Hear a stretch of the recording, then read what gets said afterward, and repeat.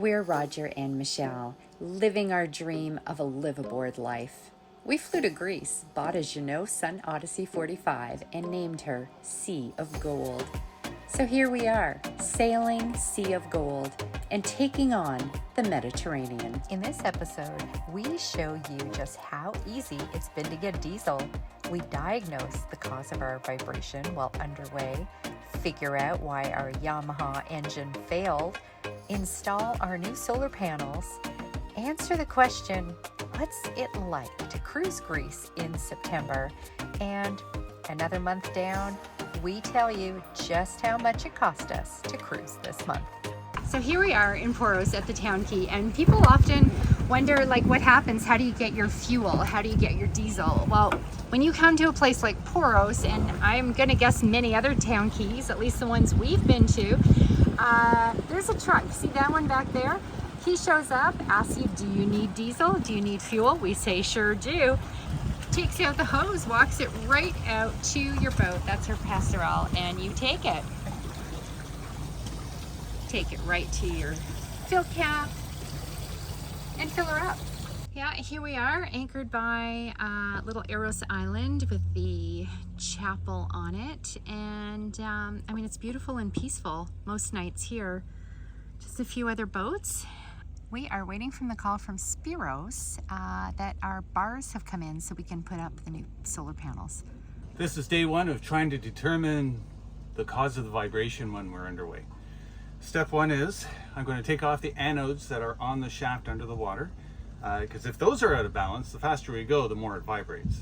So it's like a unbalanced wheel on a car. The faster you go, you get a shake.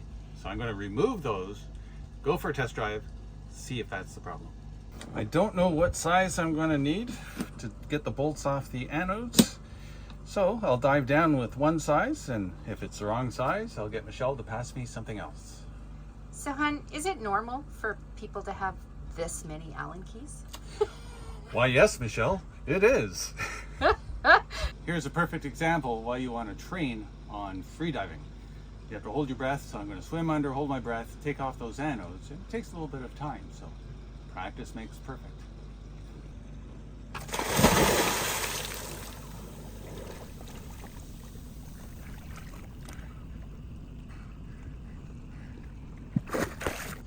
First size was too big, next size down. Still too big. Huh, okay. That surprises me. I think this one's this next size smaller. Third time's the charm.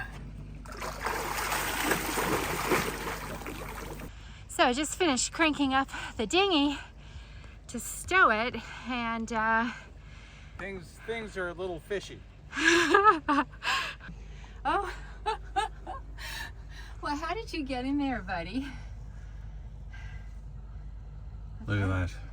So much fish in the mid, they jump in your boat. Ended up it was a 5mm Allen key that fits in here. I had to dig it out, it was all corroded. But we took this off, we went for a test drive. Vibration gone. This was the culprit. And it's quite heavy. So the problem was it was mounted too far away from support. The cutlass bearing here goes into the boat there. It was pretty much halfway, and it's not in balance, so when this spun faster, it started shaking, causing the shaft to shake. So took it off, problem solved. Yeah, it's unbelievable, actually, that was it.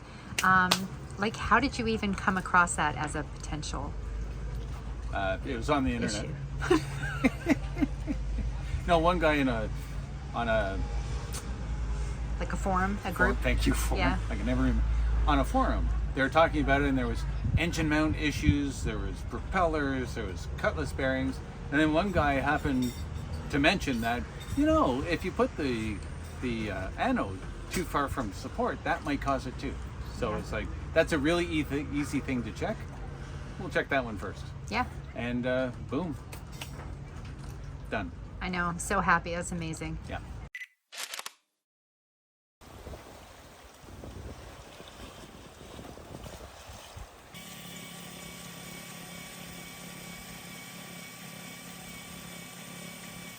The new solar panels were about 15 centimeters wider than the old ones. So I needed those solar support bars in place so it supports the outer edge of the solar panel.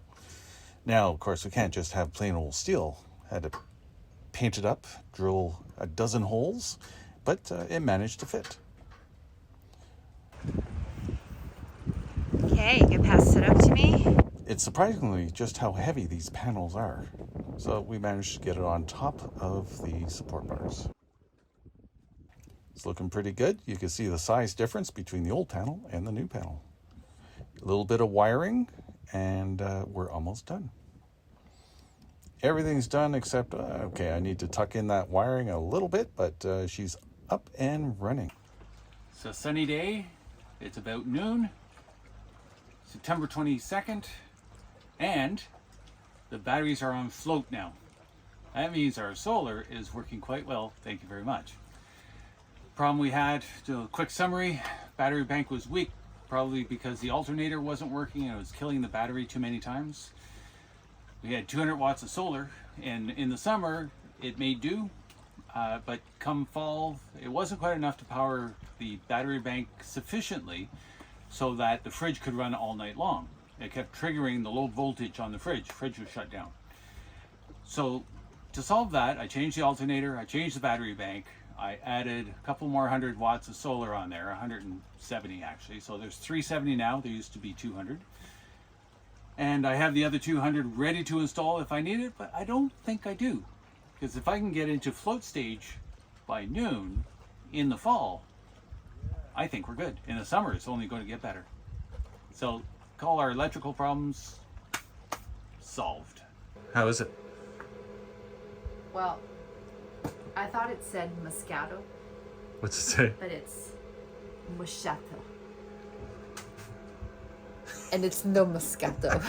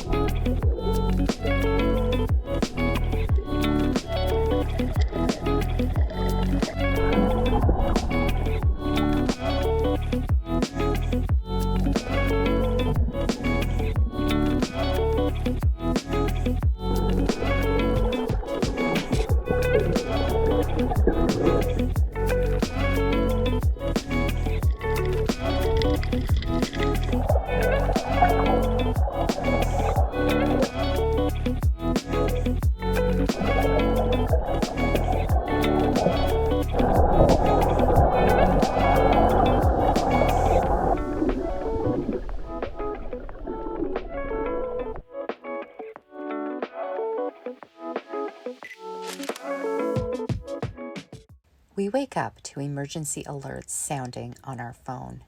There is a nearby wildfire.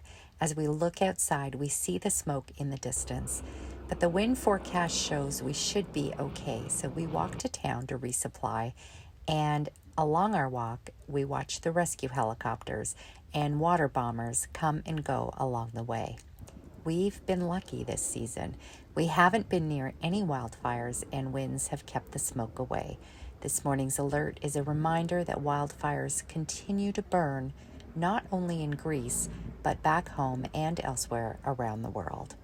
In the last episode, this happened. I'm pretty sure it's not perfect.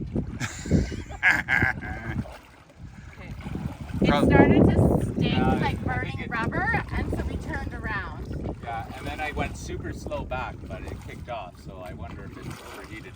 So now today's project is to see exactly what happened on the engine. I think I know what the burning rubber smell was. It's the bushing that turns the engine, that spins. It is stiff, and I'm pretty sure it's melted. Oh no. It got a little hot. I was about to take the dinghy engine apart because I figured there was a big hole in the piston because it overheated, because it wouldn't run anymore. Then I said, well, let's take it back to basics. You need three things for an engine to run. You need compression, you need spark, and you need gas. So I pulled the plug, the spark plug, and I expected that to be white, being super hot, melted stuff. It wasn't. It was a nice tan color, the perfect color you want for your spark plug. Thought that weird. So I put the plug back in. I brought it back to basics. I pulled it over with the choke on, pulled the plug again. It was wet, so it's getting gas. Stuck my finger in the spark plug hole, pulled it over, and there was a bit of compression. Now, couldn't tell you what the compression was, but there was compression. So it's like the last thing is spark. So I tried testing the spark on the spark plug. No spark at all. Thought weird, so messed around. Ended up that the cap on the spark plug wire was loose. Pushed that back together, tested for spark. There was spark. I have gas, compression, spark. Put everything back together. One pull, fired right up. So saved me from ripping apart the engine. So it does run. And so what I need is just the impeller for the cooling of the engine, and it should be up and running. So given my experience with trying to get source parts in Greece, it's probably going to be a while before I can get this running. Moscato, Machado, yeah, what's the difference? Well, it's definitely no Moscato.